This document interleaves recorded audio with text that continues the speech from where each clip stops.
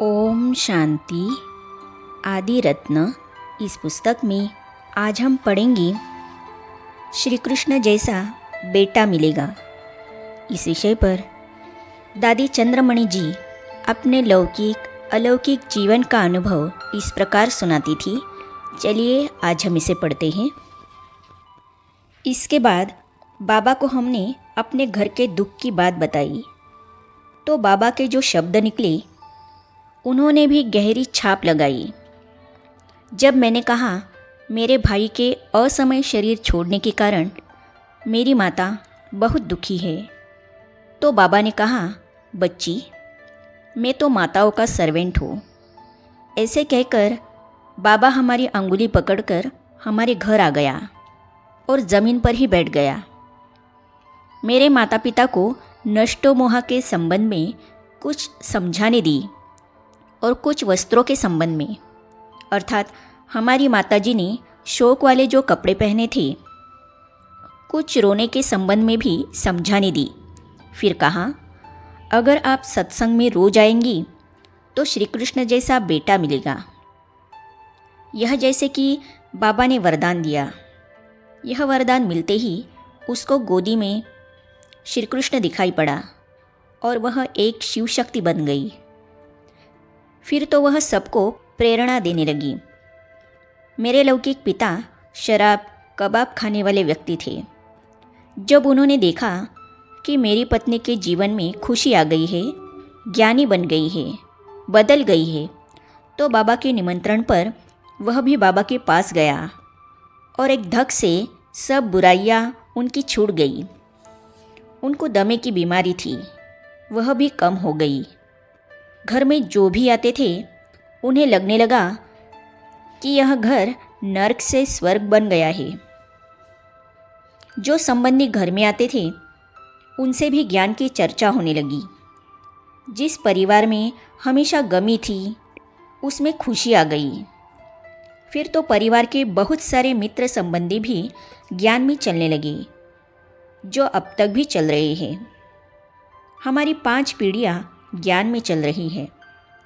कोई समर्पित है और कोई प्रवृत्ति में रहते सेवा कर रहे हैं।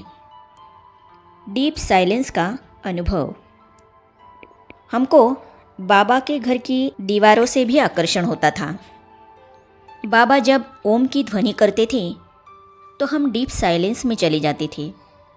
हमारे अंदर कोई छोटा मोटा पुराना संस्कार था भी तो वह उस साइलेंस के गहन अनुभव से बहुत जल्दी समाप्त हो गया। फिर निश्चय हो गया कि जो बाबा श्रीमत दे रहे हैं उसी पर चलना है।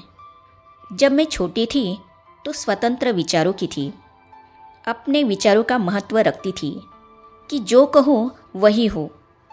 दूसरे शब्दों में इसे जीत के संस्कार कहते हैं। पर यहाँ जब बाबा की श्रेष्ठ मत को प्यार से समझा तो मैंने मनमत को ईश्वरीय मत से बदल दिया। दृढ़ निश्चय किया कि चलेंगी तो ईश्वरीय मत पर ही चलेंगी। ईश्वरीय मत ही सबसे श्रेष्ठ है। कितने भी तूफान आए, मुझे ईश्वरीय गुणों और शक्तियों को धारण करना ही है। बाबा ने ही दिव्य बुद्धि दी है। जब बाबा कराची गया तो मैं भी बाबा के पीछे पीछे पहुंच गई। बाबा ने पूछा, कैसे आई?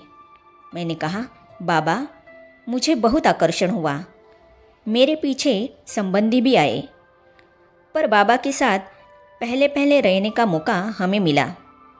जब बाबा कश्मीर गया था तब भी मुझे महसूस होता था कि मैं हर घड़ी बाबा के सम्मुख हूँ, गीत लिख रही हूँ ज्ञान की, पर कहाँ से प्रकट हो रहे हैं यह मालूम नहीं है। फिर बाबा को वो गीत भेजे। बाबा ने मेरे को उनका अर्थ लिखकर भेजा ताकि वो अर्थ सभा में सुनाया जाए। बाबा हम आत्माओं को बहुत आगे बढ़ाना चाहते थे। इस प्रकार बाबा हमें दूर से भी प्रकाश देते थे, जिसकी छाप भी मेरे दिल पर है। दिल से निकला यह कौन आया जिसने हमारी जिंदगी बदल दी। बाबा ने ही दिव्य बुद्धि दी, नहीं तो हमारी ऐसी बुद्धि थी थोड़ी ही। स्कूल में जाती थी तो एक बार मैंने बाबा को कहा, स्कूल छोड़ दूँ? तो बाबा ने कहा, बच्ची, सेवा नहीं करनी है क्या? बच्चों को और टीचर्स को ज्ञान सुनाना है ना। सच्ची गीता का ज्ञान सबको सुनाना है। स्कूल में जो प्रार्थना होती है उसका अर्थ करके सबको समझाओ। लौकिक पढ़ाई में हमको गीता ज्ञान का पीरियड भी था जिसका हमको बहुत लाभ मिला। इसीलिए 6 मास में और पढ़ी।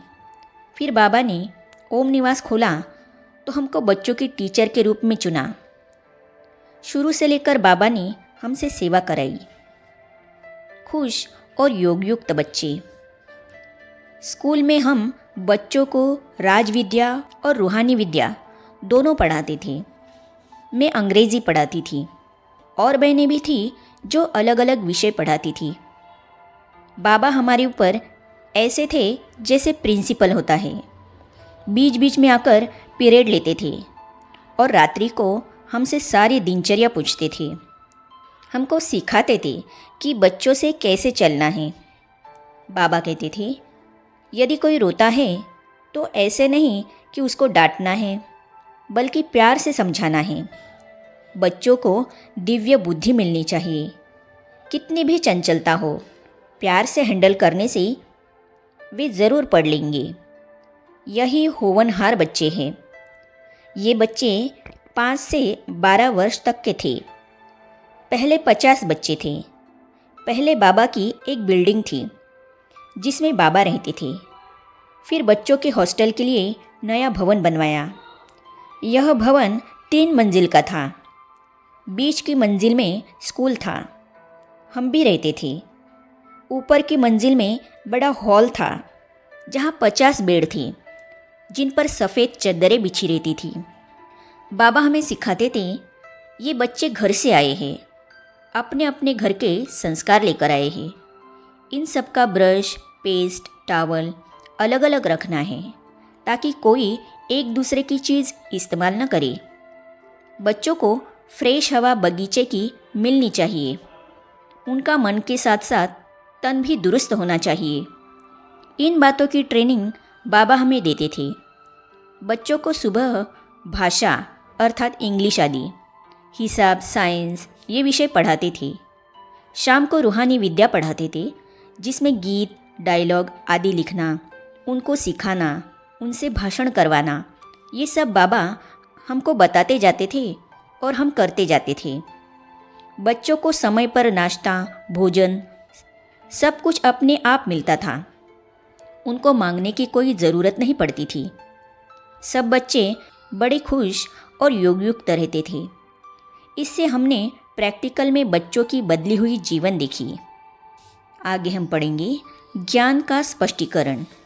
इस विषय पर दादी चंद्रमणि अपने अनुभव इस प्रकार सुनाती है, तो इसे हम पढ़ेंगे अगली कड़ी में।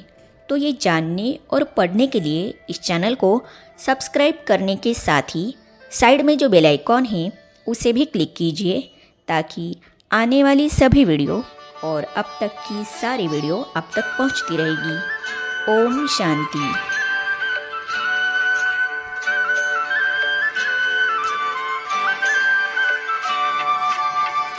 पाना था जो पा लिया, कुछ भी रहा